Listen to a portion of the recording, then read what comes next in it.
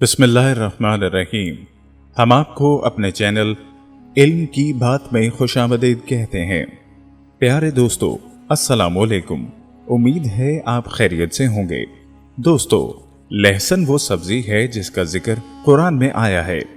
जब बनी इसराइल ने अपने नबी को कहा कि वो एक ही तरह का खाना खा खा कर तंग हो चुके हैं, लिहाजा अल्लाह से दुआ करें कि वो हमारे लिए ज़मीन से अनाज उगाए, तो इस पर अल्लाह ने इन चीज़ों का बयान फरमाया जिसमें लहसुन शामिल हैं। कुरान करीम में जिन 4 सब्जियों का जिक्र है उनमें साग, ककड़ी, लहसुन और प्याज शामिल हैं। आज की वीडियो में हम आपको लहसुन के 2 पहलुओं के बारे में बताएंगे।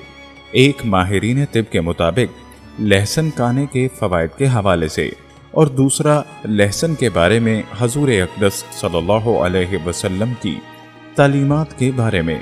दोस्तों, अगरचा लहसुन के माहिरीन तिब के नज़दीक बेशुमार फ़वाइद हैं, लेकिन इसके बारे में हमारे आका सरवरे दो जहां सल्लल्लाहु अलैहि वसल्लम की तालीमात का पहलू अलग है।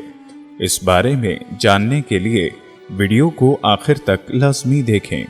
दोस्तों, इससे कबल हम अपने असल मौजू की जानिब बढ़ें, आपसे दरख्वास्त है कि अगर आप हमारा चैनल इल्म की बात की वीडियो पहली बार देख रहे हैं और अभी तक आपने हमारा चैनल सब्सक्राइब नहीं किया, तो अभी हमारा चैनल सब्सक्राइब करें और साथ ही लगे बेल के बटन को भी प्रेस करें ताकि आपको मुस्तकबिल में हमारी अपलोड होने वाली मजीद वीडियोस का नोटिफिकेशन मिलता रहे।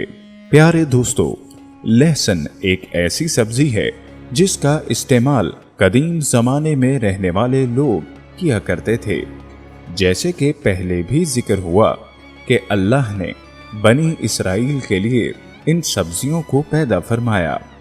तब से आज तक इसकी अफादियत से कभी इनकार नहीं किया गया।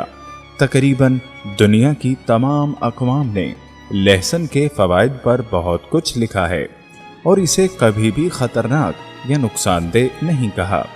इन तमाम फ़वाइद की वजह से इसे मसाला हजात का सरदार भी कहा गया है। दोस्तों, हम आपको ये भी बताएंगे कि लहसुन के बारे में हमारे आका सल्लल्लाहु अलैहि वसल्लम की क्या तालीमात हैं। आया आपने लहसुन इस्तेमाल किया है या नहीं? लेकिन इससे पहले आपको लहसुन के खाली पेट इस्तेमाल करने के कुछ फ़वाइद से आगाह करते हैं जो कि माहिरीन तिब ने बयान किए हैं। दोस्तों, याद रहे कि हकीम हजरात अपने अक्सर अद्वियात में लहसुन इस्तेमाल करते हैं।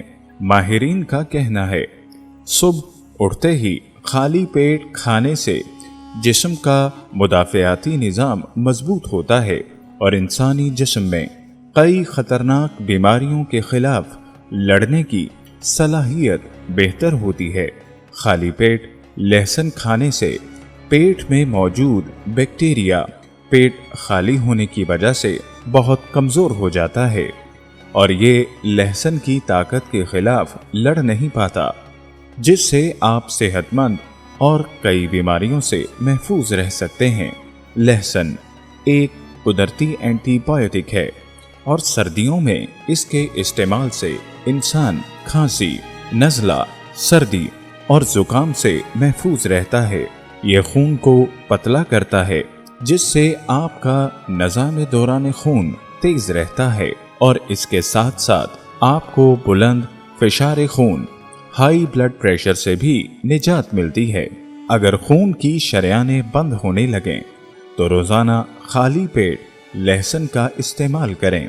बहुत जल्द आपको महसूस होगा कि आपकी तबीयत बहाल हो रही है। अगर आसाबी कमजोरी का मसला हो तब भी लहसुन इंतहाई मुफीद साबित होता है। अगर आपको जल्दी बीमारी का मसला दरपेश हो तो खाने में लहसुन की मिकदार बढ़ा दें। इससे आपके जिस्म में जहरीले मादे कम होंगे और जल्द तरोताज़ा रहेगी।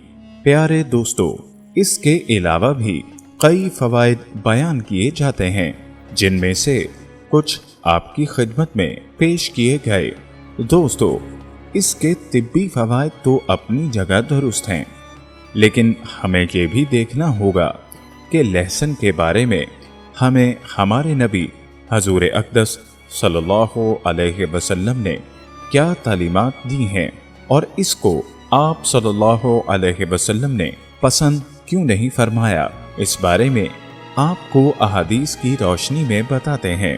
صحیح مسلم کی ایک روایت کے مطابق حضرت عمر رضی اللہ تعالیٰ عنہ نے ایک بار خطبہ دیا جس میں فرمایا، اے لوگو، تم دو ایسے درخت یعنی سبزیاں کھاتے ہو جسے میں ناپسندیدہ سمجھتا ہوں، پیاز اور لہسن۔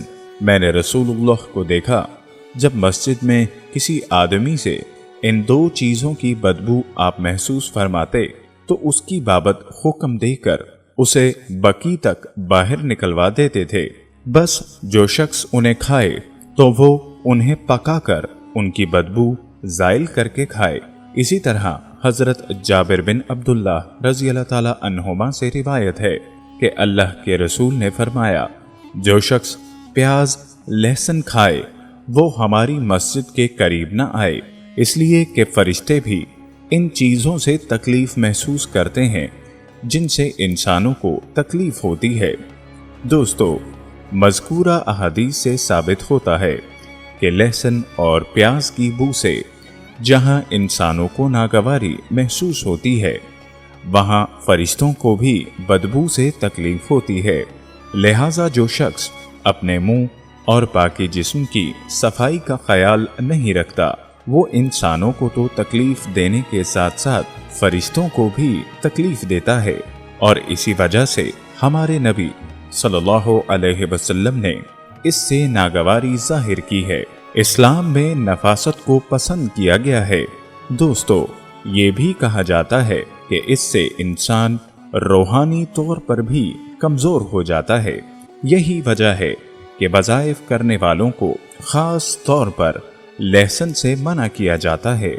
پیارے دوستو، روایات سے معلوم ہوتا ہے کہ آن حضرت صلی اللہ علیہ وسلم نے پیاز اور لہسن نہیں کھایا، بلکہ بعض روایات میں یہ بھی ہے کہ امت کو بھی اس سے منع فرمایا، لیکن حضرت عائشہ رضی اللہ تعالی عنہا کی روایت سے ثابت ہوتا ہے کہ آپ صلی اللہ علیہ وسلم نے پیاز کھائی ہے۔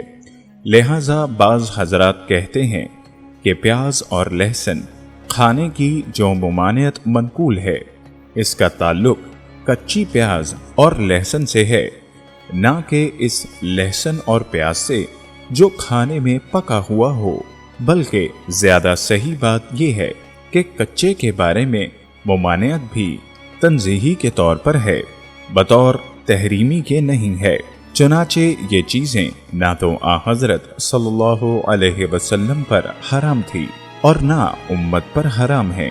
ابن مالک کہتے ہیں، جہاں تک آپ صلی اللہ علیہ وسلم کی ذات گرامی کا تعلق ہے کہ آپ کا اپنی زندگی کے آخر میں ایسے کھانے کو کھانا جس میں پیاز تھی، اور حضرت عائشہ رضی اللہ تعالی عنہ کا بیان جواز کی خاطر تھا، اور یہ واضح کرنا تھا کہ ان چیزوں کے کھانے کی ممانعت نہیں، تنزیہی کے طور پر ہے، نہ کہ بطور تحریمی۔ لہذا ہمیں مسجد جانے سے پہلے کچا پیاز اور لہسن کھانے میں احتیاط کرنی چاہیے، یعنی اگر ان چیزوں کی بو کو کسی ذریعے سے ختم کیا جا سکے یا ان کے کھانے پر اتنی مدت گزر جائے کہ ان کا اثر جاتا رہے تو اس میں کوئی حرج کی بات نہیں، جیسا کہ حضرت عمر رضی اللہ تعالی عنہ کی حدیث سے یہ بات واضح ہو گئی۔ ان باتوں سے جو احادیث سامنے آئی ہیں یہ پتہ چلتا ہے کہ کچا پیاز کھانے کو آپ نے ناپسند فرمایا ہے اور نہ اس کے کھانے کی کہیں ترغیب دی ہے، بلکہ اس کو ناپسند فرمایا ہے اور اس کی بو کی وجہ سے اس سے کراہت کا اظہار فرمایا ہے۔ یہی وجہ تھی کہ اس کی بو کی وجہ سے کچا پیاز اور لہسن کھا کر مسجد میں آنے کو بھی منع فرمایا۔